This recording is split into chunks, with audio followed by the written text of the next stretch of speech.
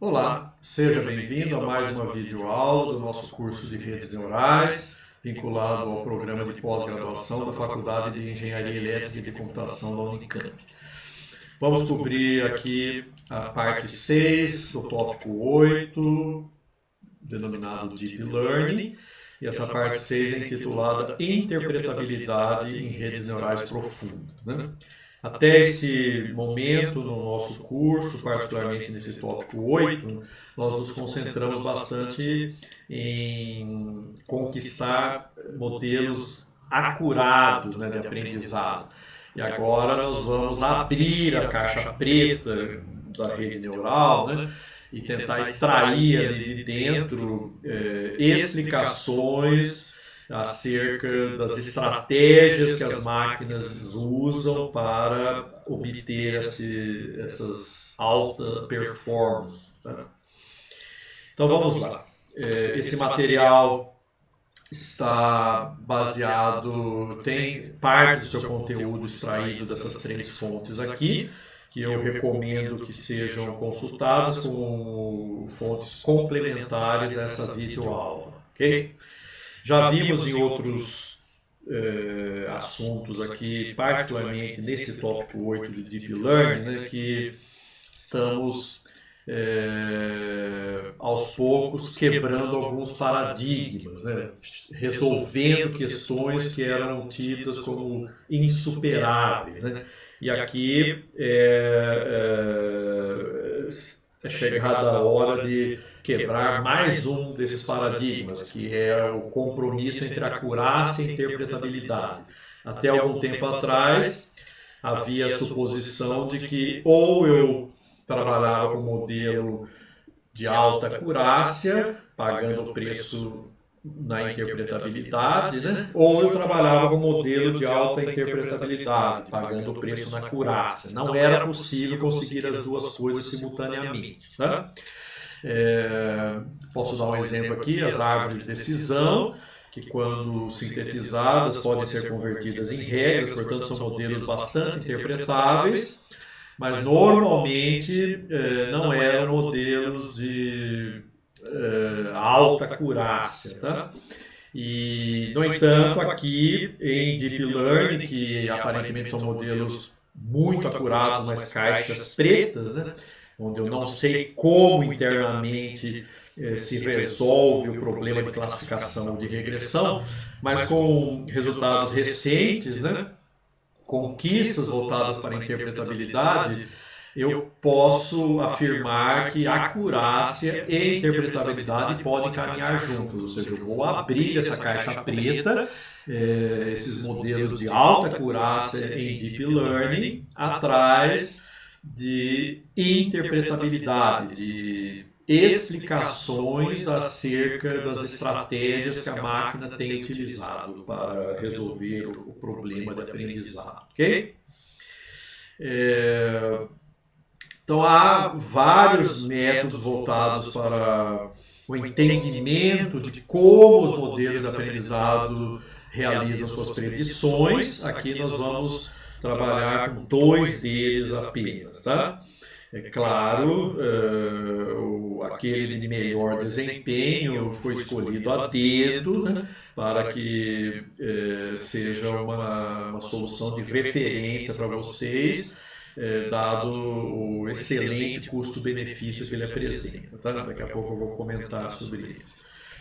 É de fato bastante surpreendente abrir essa caixa preta, porque uma rede neural profunda tem uma quantidade muito grande de camadas, né, que representam uma cascata de filtros não lineares, e conseguir extrair informação, obter explicações de como está o comportamento dessas máquinas não é elementar. Tá? Então é algo bastante surpreendente, mais uma vez, né? Mais uma videoaula em que nós estamos lidando com conquistas que intuitivamente são improváveis, né? Então vamos lá. Até esse momento, no curso, a gente lidou com esse tipo de fluxograma, onde eu aprendi a partir de dados, gerando um modelo de alta performance, né, onde eu maximizava o acerto na predição, e modelos de preferência que apresentassem um baixo erro de generalização para dados não vistos durante o treinamento. Agora nós vamos adicionar esse objetivo na interpretabilidade, inserindo a inspeção humana no processo, ou seja, é coerente, o especialista concorda com a estratégia que a máquina está usando para ganhar desempenho, ou ele classifica aquela estratégia da máquina como uma trapaça inaceitável de acordo com as regras do jogo. Tá? Então é isso que nós vamos conseguir responder com a abertura dessa caixa preta aí, certo? Resultados já de algum impacto vêm sendo obtidos desde 2014 e já em 2016 ocorreram ao menos 2 workshops nesses eventos bastante expressivos aqui em aprendizado de máquina, né? Sinalizando e convidando a comunidade a voltar o seu interesse a essas técnicas de interpretabilidade. Não é uma iniciativa exclusiva de aprendizado de máquina. Eu trago aqui um exemplo da comunidade europeia, né, que já traz alguns incentivos para a busca de técnicas de explanação e atribuição de responsabilidade. Né? E certamente daqui a alguns anos essa penetração na sociedade de aplicativos e soluções de IA, né, só vai ser aceitável se for possível demonstrar que aquele aplicativo atende a regras e a legislações que forem sendo consolidadas para garantir uma convivência adequada entre as máquinas e o ser humano, né? Bom, nós vamos abordar aqui, como eu já havia antecipado, 2 técnicas dentre várias possíveis propostas aí para buscar a explanação de máquinas de aprendizado, né? Que são a análise de sensibilidade e essa técnica denominada Layer Wise Relevance Propagation, LRP. Tá? Nós vamos definir as duas e contrastar as duas daqui a pouco. Tá? Primeiro vamos motivar então a interpretabilidade. Veja, aqui nós temos 2 classificadores, um baseado nessa técnica chamada Fisher Vector Encoding e outro uma rede neural profunda. Né? Então, dadas várias classes, uma certa aplicação, houve uma espécie de ponto fora da curva aqui, ou seja, esse classificador baseado em Fisher Vector, tá? De repente ele teve uma performance muito elevada, comparável com a performance de uma rede neural profunda para uma classe específica, enquanto que para outras classes a performance continuava bastante inferior. Tá? E aí se perguntou, né, o que aconteceu? Né? E ao aplicar técnicas de interpretabilidade que nós vamos estudar aqui, né, baseadas aqui em mapas de calor, se percebeu que esse classificador estava trapaceando, ou seja, se a gente considerar aqui que as regiões mais amarelas e vermelhas implicam as regiões mais importantes que levaram à classificação, né? No caso desse classificador aqui, ele classificou essa imagem como cavalo, predominantemente pela presença de um letreiro aqui embaixo. Como assim, professor? Bom, basicamente, possivelmente, né, nessa base que foi utilizada para o aprendizado desse classificador, havia muitas imagens de cavalo com letreiro.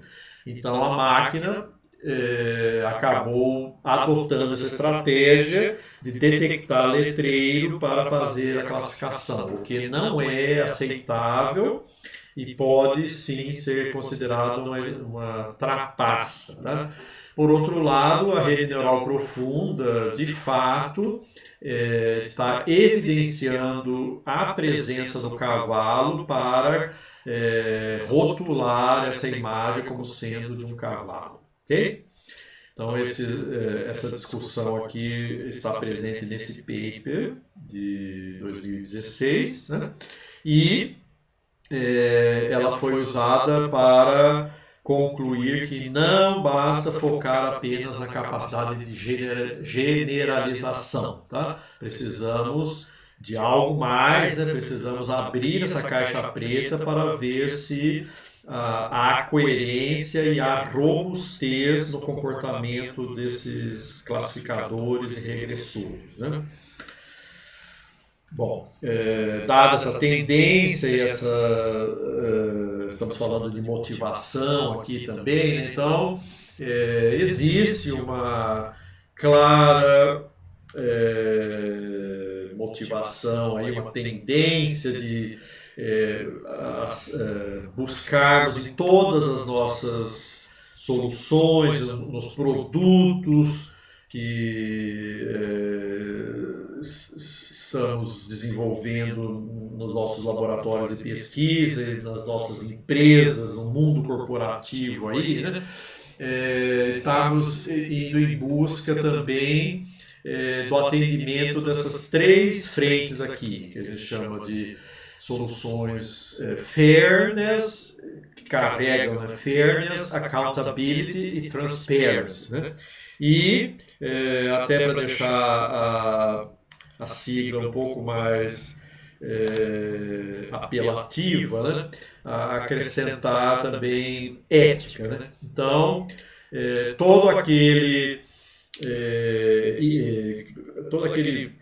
agente social que trabalha com inovação e com novos produtos, né? Deve se questionar se o produto atende, carrega né, atributos de sei lá, justiça, o equilíbrio social, vamos dizer assim, né? Responsabilidade, transparência e ética. Tá? Então, é um convite a todos vocês a trabalharem também com esses valores na hora que estão produzindo as suas inovações, ok? Ainda falando de motivação, né? Existe um caso na literatura bastante interessante, particularmente nesses momentos aí de pandemia, né? Em que o Google anunciou em torno de 2010 que a própria estatística dos termos que eram utilizados no buscador do Google, né, podia ser utilizado para prever ou para detectar a ocorrência de epidemias de gripe e até de dengue. Tá? Então, as pessoas estavam se contaminando com um certo vírus da gripe, estavam com sintomas e começavam a buscar na internet, né, por remédios para combater febre, dor de garganta e outros sintomas de gripe. Né? Então, com base nessas alterações na frequência das palavras-chave do buscador do Google, né, ele aparentemente conseguia prever com bastante acurácia a ocorrência dessas epidemias. Tá? Infelizmente, esses modelos não conseguiram manter a mesma performance nos anos seguintes. Né? Independente do diagnóstico, né, a gente pode afirmar que possivelmente essa performance aqui foi obtida em cima de alguma trapaça que a máquina, quando ela aprendeu, né, ela acabou levando em conta alguma coisa que deixou de vigorar, que não era para ser levado em conta e que deixou de vigorar nos anos seguintes. E com isso, como ela estava sustentada por algo que não era válido, né? E esse algo deixou de existir, a performance despencou, tá? Então, mais uma motivação para irmos atrás dessas questões de explanação e coerência e robustez do modelo, tá? Então, hoje, se formos buscar essa solução aqui, nós vamos encontrar esse alerta da própria página do Google, né, tá? Ainda é cedo para fazer comunicações online de espalhamento de doenças, né? É uma pena, porque se de fato essas ferramentas fossem suficientemente robustas, nós estaríamos usando algo nessa linha. Agora, no caso dessa pandemia, essa videoaula está sendo gravada durante o isolamento social, em virtude da pandemia do Covid-19. Okay? Mas enfim, então, essa inconsistência de performance de uma solução de aprendizado a partir de dados, né, possivelmente ocorreu em virtude da solução não ter sido colocada à prova em cima desses 4 atributos aqui. Tá? Vamos lá. Eu gostaria de destacar aqui, né, que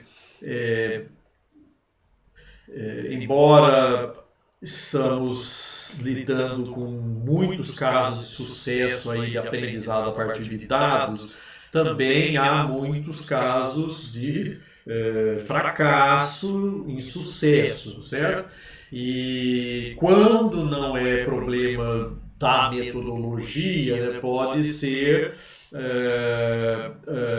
buscado outras fontes de problema. Né? Por que não deu certo? Por que a performance não se sustentou nos anos posteriores após algum sucesso? Tá?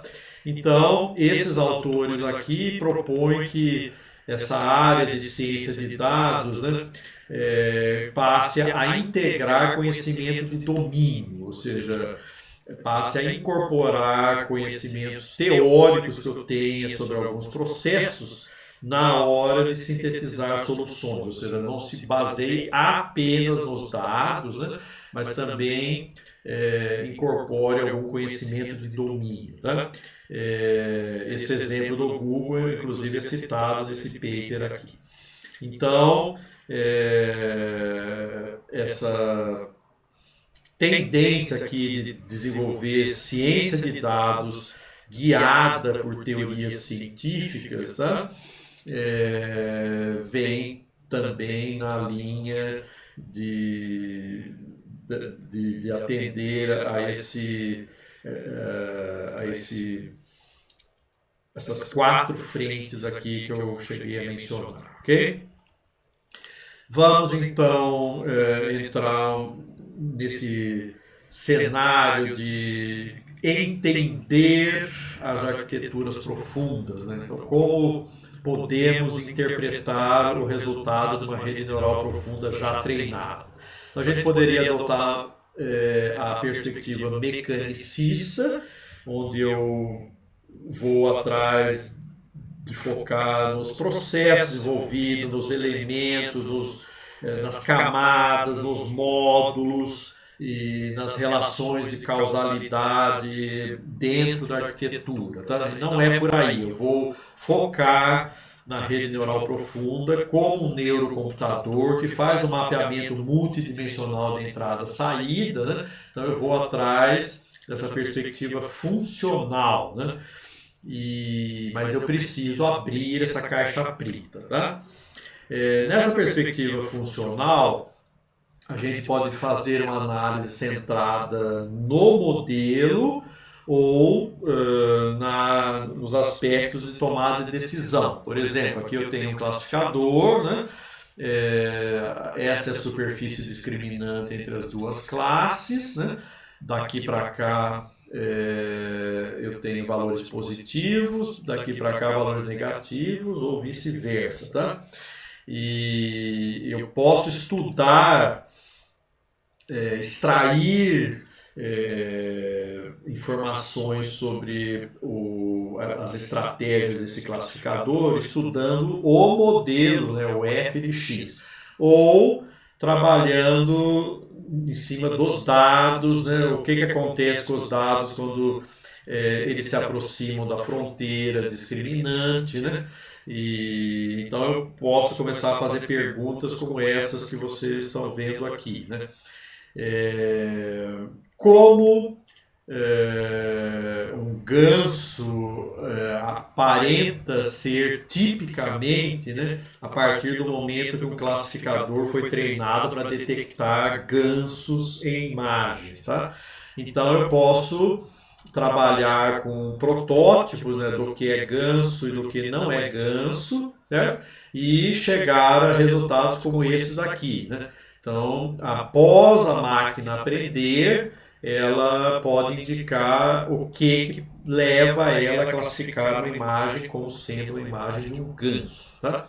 Então tem que ter pescoço, tem que ter bico, tem que ter penas, tem que ter duas patas e assim por diante, tá? Eu também posso perguntar, né, o que uma imagem que foi classificada como ovelha, carneiro, né, o que ela quais são os pixels dessa imagem que foram mais relevantes para levar a essa classificação, né? Então vocês estão vendo aqui, de novo usando o mapa de calor, né, que de fato as regiões da imagem onde estão presentes ovelhas, né, foram aquelas que mais pesaram na classificação, certo?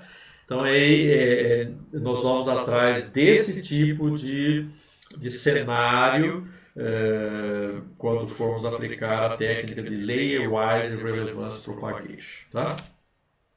Há muitas técnicas na literatura, elas vêm desde 1994. Isso aqui é um livro que o seu lançamento ocorreu no ano em que foi cunhada a expressão inteligência computacional, tá?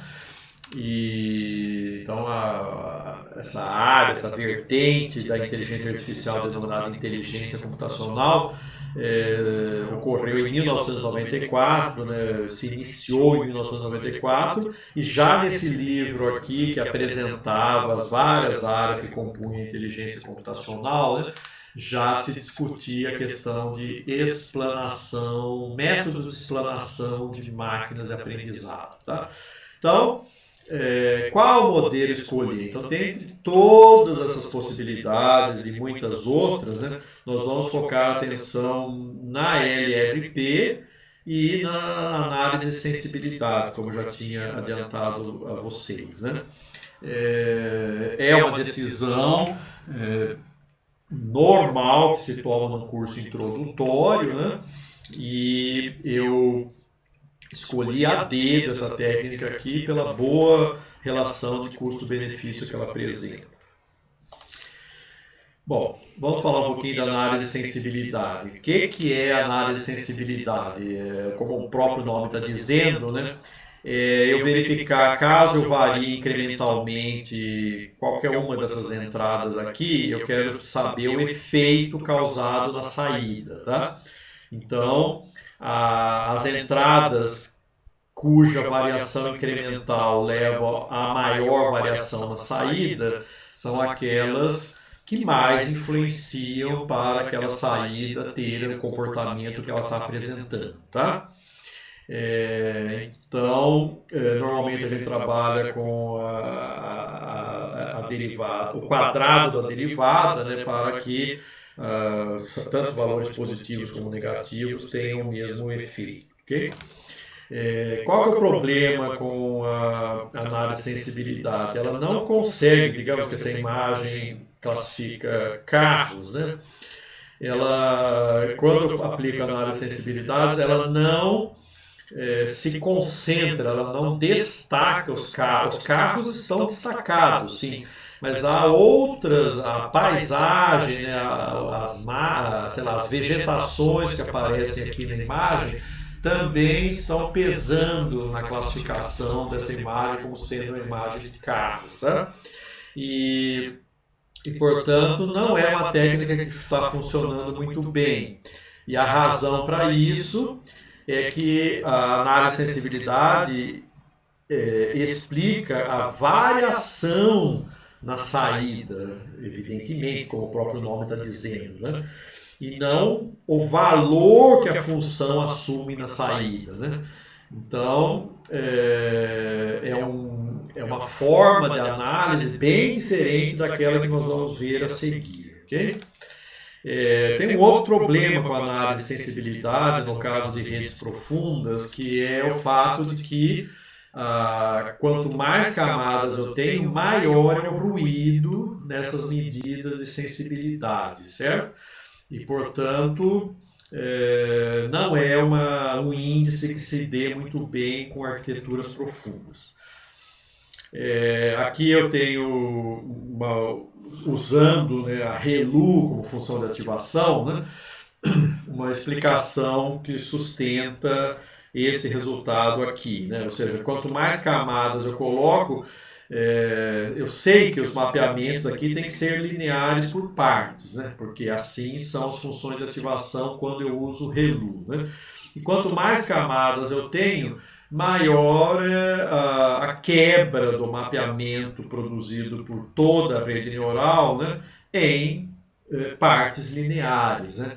E, portanto, as variações de gradiente aqui, que são usadas para calcular a análise de sensibilidade, são muito intensas e dificultando a confiabilidade desse índice, né? É uma pena, porque é um índice bastante fácil de calcular, mas a performance dele não é muito boa. Logo, ele vai ser tomado como um baseline aqui para o LRP, tá? Então vamos lá. Uma bem-sucedida iniciativa voltada para a interpretação do comportamento de redes neurais profundas é o Heat Mapping Project, tá? Que visa estudar técnicas específicas para decompor a predição em termos de contribuições de variáveis de entrada individuais, de tal modo que a explicação produzida possa ser visualizada da mesma forma que os dados de entrada, no caso, aplicações de imagem, tá? Então, eu vou tentar, a técnica chama, né, propagação de relevância através das camadas, justamente porque tudo que ocorre de relevante na saída, eu vou tentar trazer até a entrada e, por exemplo, atribuir responsabilidade aos pixels de uma imagem, né? Então, se ocorrer uma classificação da classe 8, por exemplo, tá? O que foi relevante na imagem de entrada que levou a essa classificação específica, tá? Então, essa atribuição de relevância vai ser propagada ao longo das camadas e essa é a técnica que nós vamos estudar a partir de agora, nesta videoaula, tá? O foco continua a ser no tratamento de imagens pela imediata possibilidade de visualização do resultado a partir desses mapas de calor, né? Mas a técnica é diretamente extensível a qualquer outro tipo de informação de entrada, como, por exemplo, texto e fala, ok? Então vamos lá. Como eu disse, né, supondo que eu classifiquei corretamente essa imagem como sendo de uma joaninha, eu agora vou pegar a informação relevante presente nessa camada e propagar essa relevância que eu encontrei aqui às camadas anteriores. Portanto, dada a distribuição de relevância entre as classes que eu obtive aqui para essa imagem de entrada, né, qual é a participação desses neurônios da camada anterior, tá? Então, quais desses neurônios foram responsáveis por gerar esse comportamento aqui na camada seguinte, tá? Então, ao fazer isso ao longo das camadas, da saída até a entrada, né, eu posso atribuir relevância aos pixels da imagem, né, para essa saída aqui, ok? Então, é mais ou menos assim que a técnica vai funcionar. Ela precisa partir de uma máquina de aprendizado já treinada, né? Passar a imagem, obter o resultado e voltar com a propagação da relevância, ok? Então, aqui eu vou agora iniciar esse processo de retropropagação. E há um aspecto importante, né? O grau de relevância encontrado aqui na saída vai ter que se manter ao longo dessas camadas para que eu chegue numa explanação consistente na entrada, tá? É isso que vocês que eu mostro aqui, por exemplo, né? Então, dada a informação que eu tenho na saída, o grau de relevância aqui tem que ser preservado, tem que ser conservado ao longo de todas as camadas, certo? Vamos lá. Então, a ideia é pegar toda a relevância na saída e decompor a relevância atribuindo aos componentes das camadas anteriores, né? E de modo que essa soma sempre fique constante, né? Então eu tenho que explorar a propriedade de conservação de relevância a partir da saída produzida. A técnica se fundamenta em alguns princípios, né? Vamos a eles então. Então cada neurônio tem uma certa relevância e, dado que eu calculei a relevância de um certo neurônio, eu posso redistribuir a relevância dele a partir de uma estratégia top-down, ou seja, do neurônio para suas entradas, dessas entradas para os neurônios que a produziram e assim por diante, tá? Então a relevância deve ser conservada quando distribuída, né? E eu tenho que, pensando em neurônios individuais, né?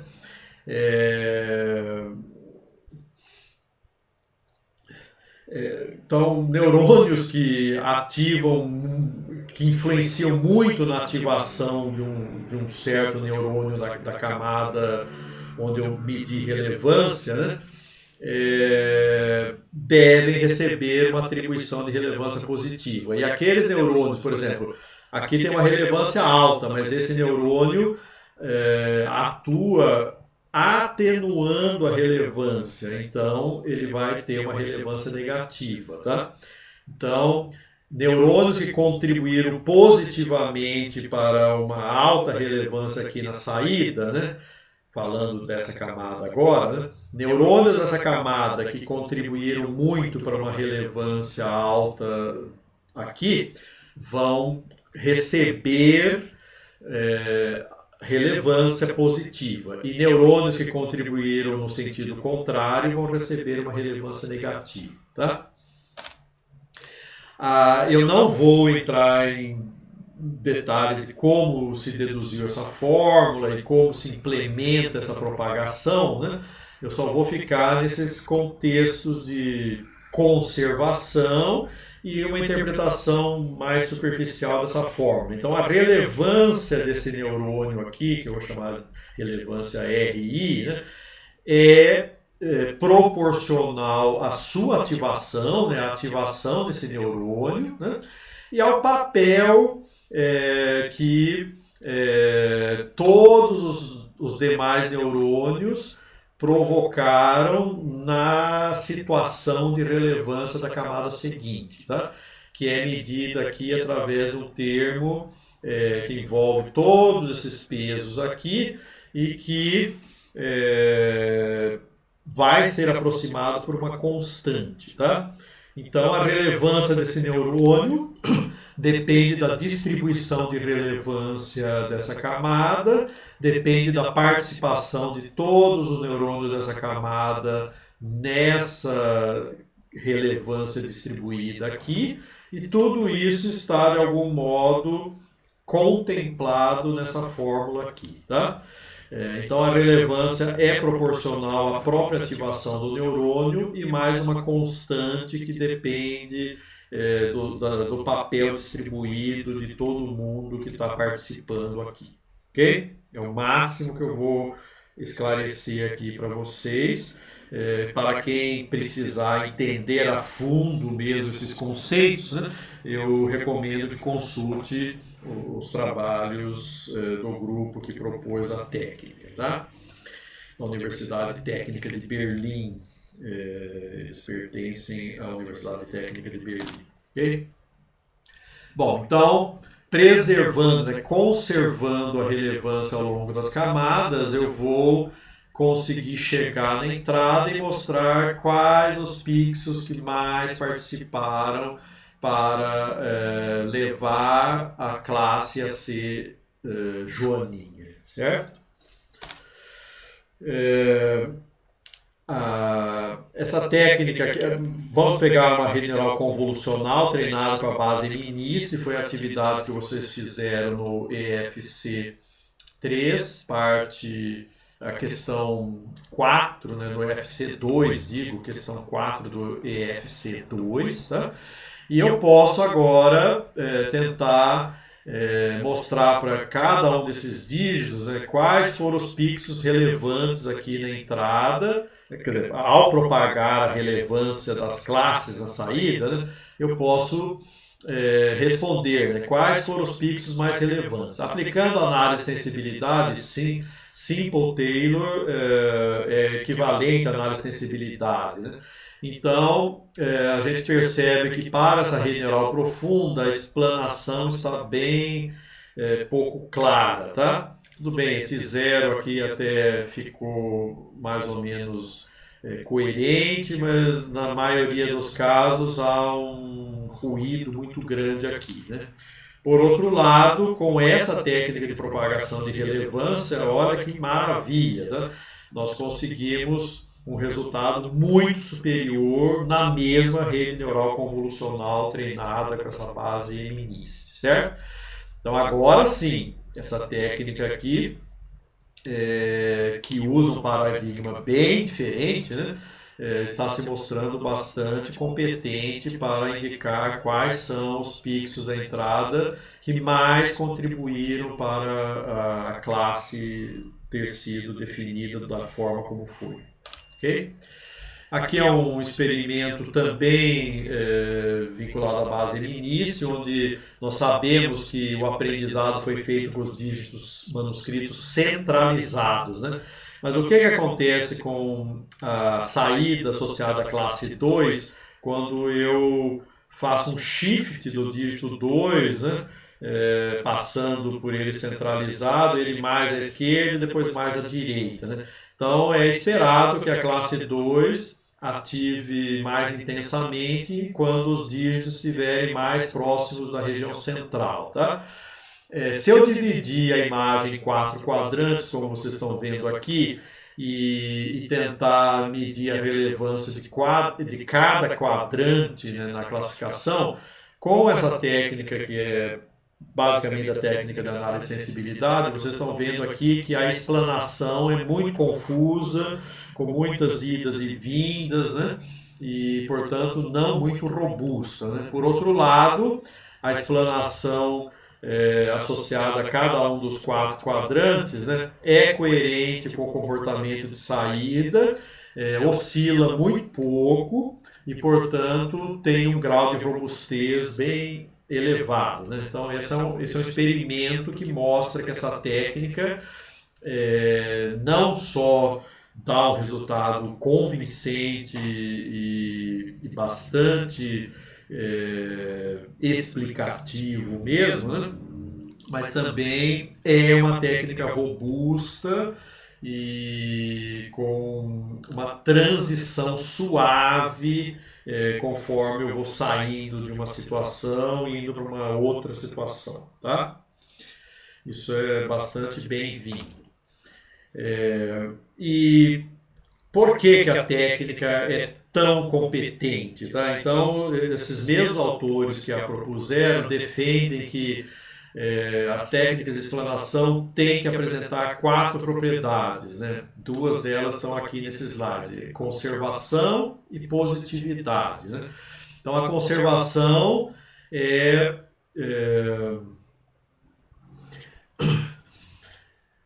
a atribuição de relevância aos atributos da entrada tem que ser proporcional à quantidade de relevância ou de evidências presentes na saída, né? Então, se eu tenho pouca relevância na saída, eu devo ter algo proporcional na entrada também. Então, esse princípio da conservação não está presente em muitas técnicas que tentam explicar, né? E está presente, como nós já vimos, né, na questão da propagação da relevância. A positividade também é um atributo importante, ou seja, se o meu classificador, o preditor, tem certeza da decisão que ele tomou, então é porque a informação de entrada não trouxe nenhuma dúvida, não trouxe nada de negativo, né? Então a relevância tem que ser maior ou igual a 0 quando eu chego para tentar atribuir a responsabilidade da entrada nessa classificação segura, sem dúvida que eu fiz, tá? Se houvesse algum tipo de relevância negativa, a minha certeza não poderia ser de 100% e, portanto, não pode haver relevância negativa na entrada, tá? Nem toda a técnica possui essa propriedade aqui, tá? A terceira propriedade é de continuidade, que afirma que se 2 entradas são quase a mesma e as predições são quase a mesma, então as explicações devem ser quase a mesma, tá? É o que não acontece nesse cenário aqui, né? Se eu produzo variações muito pequenas aqui, eu tenho explicações bem diversas, tá? O que não acontece nesse método aqui, tá?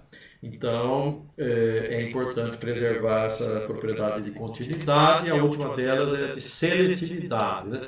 Então, os modelos devem concordar com a explanação, ou seja, se entradas ou atributos da entrada são considerados relevantes, então a sua remoção deve causar uma grande redução na evidência na saída. Então, se na entrada eu disse que certos pixels são importantes para levar a uma certa classe, ao eliminar, ao extrair, ao apagar aquela informação relevante da entrada, a classificação associada àquela classe deve cair muito, tá?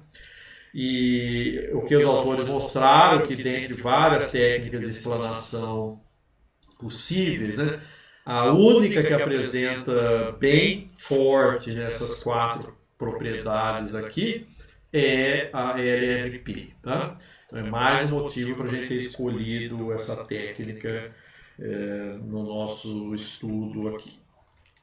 Bom, há outros motivos muito interessantes que eu vou apresentar nesses próximos slides. Esse daqui talvez seja o mais importante deles. Ela é uma técnica que, além de apresentar bons resultados, é escalável, tá? E aqui vocês estão vendo, no caso da Google Net, que ganhou a competição da ImageNet em 2014, é uma rede bastante parruda, né? Bem grande, né? Mas nós podemos aplicar essa técnica LRP usando uma CPU, tá? Ou seja, um hardware usual aí de máquinas bem simples, sem a necessidade de uma GPU, por exemplo, ok? Então, o custo computacional é baixo e a técnica escala muito bem com o aumento da dimensão da rede neural. Isso é muito importante. Tá? E como vocês veem aqui nesse primeiro exemplo, vou apresentar muitos outros lá adiante, né? De fato, com a aplicação dessa técnica, eu abro essa caixa preta. Veja aqui o exemplo. Né? O que levou o classificador a classificar essa imagem como sendo de um galo, né? A fazer a predição correta? De fato, vocês estão vendo aqui que o que pesou particularmente nessa classificação foi a presença de crista e um certo babado aqui que é bem característico de galos, né, tá? Estão ausentes na galinha e também outros animais que porventura componham essa base de dados para classificação, tá? Então está bem evidente qual foi a estratégia que a máquina, uma vez treinada, né, está usando para fazer a classificação. Ou seja, eu estou abrindo a caixa preta e expondo a estratégia adotada pelo classificador, permitindo explicar da onde saiu a predição. E outra motivação bastante que deve causar um entusiasmo na gente, né, é que essa técnica não se aplica apenas para imagem, tá? Ela se aplica também para textos, para fala e inclusive para jogos, né? A gente vai tratar desse assunto aqui quando for falar de Reinforcement Learning, tá? Mas vamos daqui a pouco comentar um pouquinho mais exatamente sobre esse tipo de jogo aqui, ok? Mais uma motivação que ajuda a atrair mais a nossa atenção a essa técnica, né?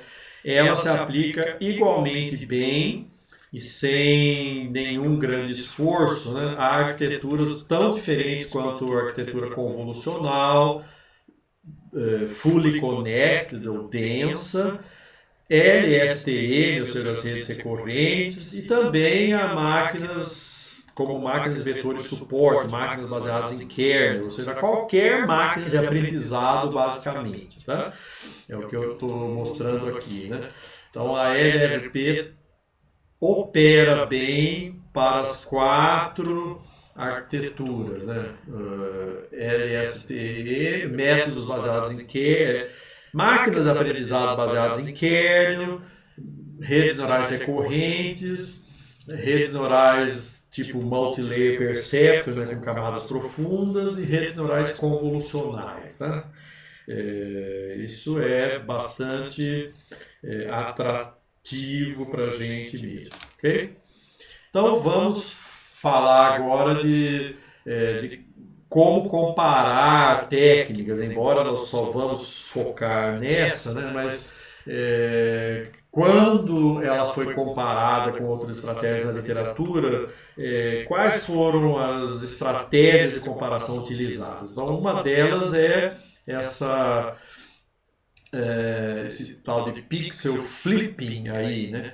Que eu vou mudar os pixels que foram considerados responsáveis por aquele comportamento de saída. E de fato, ó, se essa região aqui é fundamental para classificar um dígito como 1, e eu pego um dígito 1 que foi muito bem classificado como 1, né, e apago justamente a região mais relevante que foi indicada pela técnica, né, então o valor da classe 1 deve cair muito.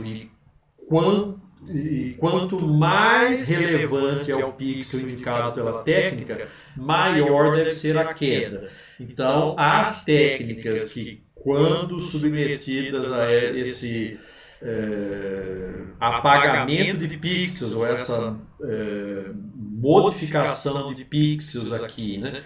A técnica que mais que é mais coerente, ou seja, quanto mais relevante o pixel que eu apago, maior é o estrago na saída, né? Então maior é a consistência da técnica explanatória. Tá? Ok? Aqui é um exemplo em processamento de texto, vocês estão vendo que aqui acredito que seja análise de sentimento, né?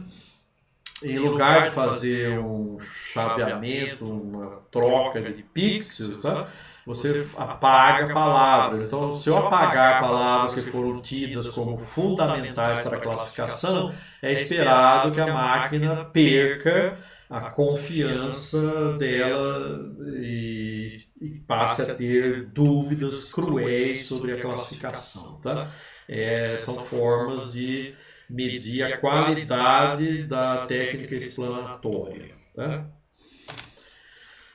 Aqui está um cenário bem mais claro, né? Conforme vai aumentando a porcentagem de palavras que você apaga, né? A queda é mais acentuada no caso da LRP, mostrando que ela é mais competente para mostrar relevância, né?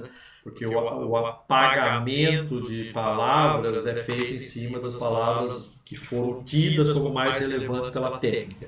Quando a técnica produz uma maior queda, é porque ela está informando com uma qualidade maior. Mesma coisa ao contrário, né? No caso das classificações erradas, se você apaga tudo aquilo que levou ao erro, a técnica LRP é aquela que mais rapidamente sobe a classificação, reverte o erro, né? Porque o que estava prejudicando e levou ao erro está sendo eliminado. Né? Então ela indica corretamente onde está o problema e quando você elimina o problema, a performance sobe rapidamente, mostrando toda a coerência da técnica. Okay?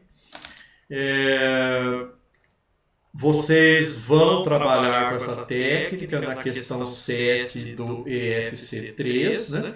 E vocês vão usar esse toolbox aqui, fundamentado no ambiente Keras, né? Que é o Investigate, tá? E ele tem implementado lá uma grande variedade de técnicas explanatórias, né? E vocês vão ter a oportunidade de comparar algumas versões de LRP com outras técnicas, né, para a base MNIST, após treinar um classificador baseado numa rede convolucional, ok? Então vocês estão convidados aí a explorar esse toolbox e constatar a robustez dessa técnica e a sua escalabilidade também, tá? Entraremos agora numa sessão associada com aplicações, né? Claro que a questão é para que eu preciso de interpretabilidade, tá? Eu já mencionei isso, né? Para dar um conforto para o usuário ao ele poder detectar que as estratégias que a máquina está adotando são coerentes, são aceitáveis, que ela não está trapaceando, tá? Mas há outras aplicações possíveis, por exemplo, na comparação entre classificadores. Veja aqui um exemplo extremamente convincente. Tá? Você tem aqui dois classificadores com uma taxa de acerto muito próxima, tá? 80,19% e 80,10%. Aqui é uma máquina de vetores suporte e aqui é uma rede neural convolucional. Tá? Uma arquitetura profunda. Né? Então veja que para chegar a esse nível de acerto, aqui pegando um texto em particular, né? Veja que a explicação, a explanação dessa máquina aqui é muito mais parcimoniosa do que essa daqui. Particularmente a máquina de vetores suporte, ela toma quase todas as palavras do texto, todas as palavras do texto praticamente participam na definição da classe de saída, tá? Enquanto que para essa outra máquina aqui, a explicação é muito mais econômica, né? Mais parcimoniosa e, portanto, com maior chance de sucesso, tá? nós temos, em aprendizado de máquina, é muito utilizado um princípio que é chamado navalha de Ockham, né? Se você tem duas explicações igualmente bem sucedidas para um certo fenômeno, né? Opte pela explicação mais simples, porque ela tende a ser mais provável, ela requer menos eventos, né, para se sustentar por si só. Tá? Então aqui temos um exemplo cabal de que a máquina de aprendizado baseada numa rede convolucional sintetizou uma solução a partir de uma estratégia bem mais simples, né, que a outra máquina aqui baseada numa máquina de vetores suporte. Tá?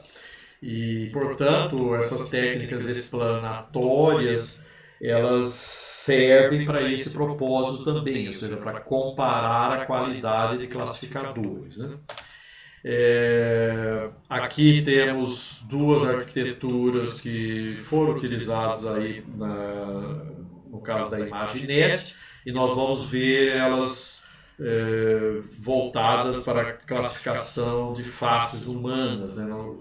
Não, aqui ainda são imagens da própria ImageNet. Né? Então você está vendo aqui que essa rede aqui de cima, ela tem uma explanação menos parcimoniosa do que a GoogleNet. A GoogleNet atribuiu relevância a um número bem menor de pixels, tá? São todas imagens assim, que possivelmente a classificação como gato, né? Aqui é um outro felino. Né? Então, eu posso inclusive verificar se essa explanação tem a ver apenas com a performance ou se tem a ver com a arquitetura. Tá? Então tem vários estudos que eu posso fazer a hora que eu abro essa caixa preta. Tá? E, de novo, a partir desses mapas de calor, pelo menos nesse cenário aqui, eu posso ver quais são as máquinas que estão adotando uma estratégia mais parcimoniosa. Esse é um outro caso de estudo bastante interessante, né? Com a intervenção humana, eu posso isolar uma caixa dentro de uma imagem, que é onde está a informação relevante, e perguntar para a máquina, né? Quanto você deu de relevância para o que está dentro da caixa e quanto você deu de relevância para o que está fora. Tá? É evidente que quanto menos relevância a máquina der para o que está fora, mais satisfeito esse especialista vai ficar com a estratégia que a máquina adotou. Tá? Veja, agora sim, numa aplicação em faces humanas, você tem aqui uma classificação de gênero, você está vendo duas máquinas, uma que trabalhou com pré-treinamento e outra não. Tá? Essa máquina aqui está muito mais segura das suas classificações, tanto que ela não tem pontos em azul. O ponto de azul são os pixels que contribuíram negativamente. Tá? Então, a gente pode dizer que essa máquina está muito mais confiante na sua classificação, porque ela só trabalha com relevâncias positivas e, veja, ela recorre muito à região dos olhos e também à região onde os homens têm barba, né, que é a parte do queixo aqui, tá? Então, veja que esclarecimento que nós temos aqui, ou seja, essas duas imagens foram classificadas como faces femininas e, para tanto, a máquina se focou na região dos olhos, tá? Enquanto que essas duas foram classificadas como masculinas, a região dos olhos continua importante, mas entrou a região do queixo aqui, para onde tem a barba, que certamente é um fator discriminante importante. Né? Já essa outra imagem, os olhos não pesaram nada, tá? E a região do queixo novamente participou bastante, tá? Nessa máquina aqui que generaliza, a gente pode dizer, né, que ela generaliza um pouco pior, porque faz uma explicação um pouco mais confusa, né? Ela encontrou dificuldades com essa imagem, que é uma face masculina, né? Mas ela considerou que a região dos olhos desse rapaz aqui tem um aspecto mais feminino, tá? O que não aconteceu com a máquina aqui de cima. Então veja que como a gente pode entrar dentro mesmo da máquina, né? E conseguir explicações bastante detalhadas de como a máquina está se comportando. Veja aqui um outro exemplo. É claro que é uma idiosincrasia da própria base de dados, né, que aqui é de separação de idade, jovens de idosos, né? E nesta base em particular, a maioria dos idosos que participaram aqui com faces, né, no treinamento não estavam sorrindo. Então, veja, essa senhora foi classificada como uma pessoa idosa, mas o sorriso dela está sendo informado aqui como tendo pesado negativamente na classificação, ou seja, atrapalhou a classificação. A classificação foi feita corretamente, apesar dela estar sorrindo. Então, eu consigo extrair essa informação do comportamento ou da estratégia usada pela máquina. Ok? Nesse exemplo do jogo de Atari aqui, numa fase inicial do aprendizado, a gente vê que a máquina ela não consegue focar a atenção onde realmente é importante, né? E já com o aprendizado bastante avançado, depois de 195 épocas, né? Aqui é aprendizado por reforço, nós vamos falar disso na parte 8 do nosso tópico 8, que é a última parte aqui, né? Veja, após a máquina aprender, ela toma decisões olhando o cenário do jogo, né? Então, ela está focando a atenção onde está a bola, tá? O score do jogo, né? A pontuação do jogo que aparece aqui, e nessa região aqui, sendo que a gente vai ver lá na frente, né? Que ela descobriu que uma estratégia interessante é destruir a mureta de sustentação aqui a partir de um ponto frágil que vai ser esse daqui. Tá? Então, ao aplicar esse heat mapping, esse mapa de calor aqui, eu estou revelando qual é a estratégia usada pela máquina para pontuar bem nesse jogo. E de fato, para esses jogos de Atari, eu consigo treinar máquinas para serem estado da arte, ou seja, terem performance imbatíveis, né? E aqui eu estou revelando qual é a estratégia dessa máquina. Ela está focada na posição da bolinha, tá? Na pontuação e nessa região aqui, que é onde ela deve combater a mureta para poder pontuar mais, tá? A gente vai ver isso nessa parte 8 do tópico 8. Ok? Mais informações sobre essa técnica Layer-Wise Relevance Propagation, né? Pode ser obtida nessa página aqui, que eu já citei ali no nosso segundo slide, né? E há vários tutoriais lá, eles são muito bons para vender a proposta deles, né? Os slides são bastante informativos, assim como os papers recentes, tá? E volto a enfatizar que o toolbox que eles produziram é aquele que nós vamos utilizar no nosso exercício de fixação de conceitos, né? Falta um último tópico a ser coberto, e também foi produzido, eu acredito, deixa eu conferir, esse primeiro autor eu não conheço. Sim, é do mesmo grupo lá Universidade Técnica de Berlim, tá? Então, o que eles... que extensão que eles apresentaram? É algo bastante interessante, tá? Em lugar de analisar apenas as estratégias por imagem, né?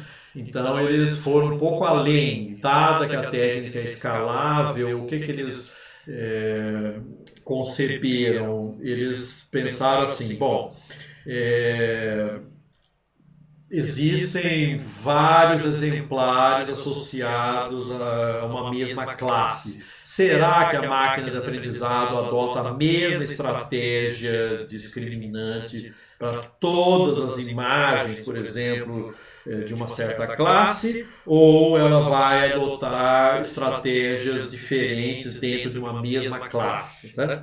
Então, eles aplicaram a técnica LRP para um conjunto amplo, representativo, né, de imagens dentro de cada classe, e aí aplicaram uma técnica de clusterização chamado Spectral Clustering, tá? Nós não vamos ver aqui, qualquer coisa, eu já ministrei um curso de clusterização no nosso programa da Faculdade de Engenharia Elétrica e de Computação da Unicamp. Eu convido vocês a consultarem as notas de aula e lá eu explico melhor como funciona essa técnica de clusterização espectral. Mas aqui cabe uma explicação mais geral, que é o seguinte: a partir dos mapas de calor produzidos para todas as imagens de uma certa classe, né, você pode promover agrupamentos que vão mostrar estratégias diferentes que o classificador usou para aquela mesma classe. Tá? Então, depois vocês leiam aqui. Eu extraí esses textos do próprio paper deles aí de 2019, né? E aqui está o exemplo, né? Vamos supor que aqui são todas imagens de cavalo e que esse classificador foi treinado para classificar vários outros tipos de imagens. Mas aqui são as imagens de cavalo, tá? Então, a partir dos heatmappings, eu posso agrupar as imagens de entrada, revelando, por exemplo, nesse exemplo aqui, né, que a máquina está usando, tirando essa parte aqui de baixo, vamos nos concentrar aqui, está usando 3 estratégias, né, a roxa, a azul e a verde. Né? São 3 estratégias diferentes para chegar à classe cavalo, por exemplo. Tá? E portanto, uma extensão já bastante avançada da metodologia e que explora a sua escalabilidade e que leva a explicação que antes era por imagem agora para dizer qual é o elenco de estratégias para cada classe, tá? Onde a máquina foca atenção para qualquer que seja a imagem que leva a uma certa classe, tá? Então vocês estão vendo aqui é um cavalo que está pulando um obstáculo numa prova de hipismo, né? Então, o formato, né, das barras aqui do obstáculo também está participando, além do cavalo, né, a presença dessas barras horizontais com coloração bem particular, né, também é uma informação, é uma estratégia relevante para classificar como cavalo. Ah, professor, mas não é uma trapaça também? Agora não, né? Aquela ideia do letreiro, acho que ficou bem claro aqui, mas de fato, numa prova de hipismo, as cercas e os obstáculos têm um padrão bem característico que não aparece em nenhum outro cenário que envolva cavalo, tá? Então aqui faz sentido, é aceitável e qualquer especialista de domínio, ao fazer a inspeção aqui dessa estratégia, iria aprovar, tá?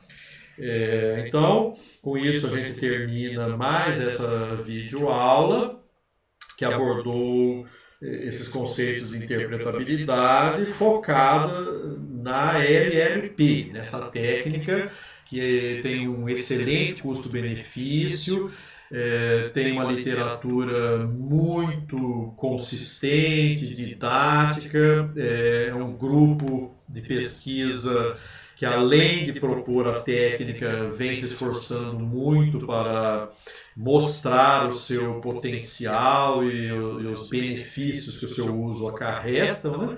E eu entendi ser a melhor estratégia para introduzir esse assunto para vocês, tá? Agradeço a atenção de todos e encerramos mais essa videoaula vinculada ao curso de redes neurais do programa de pós-graduação da Faculdade de Engenharia Elétrica e de Computação da Unicamp.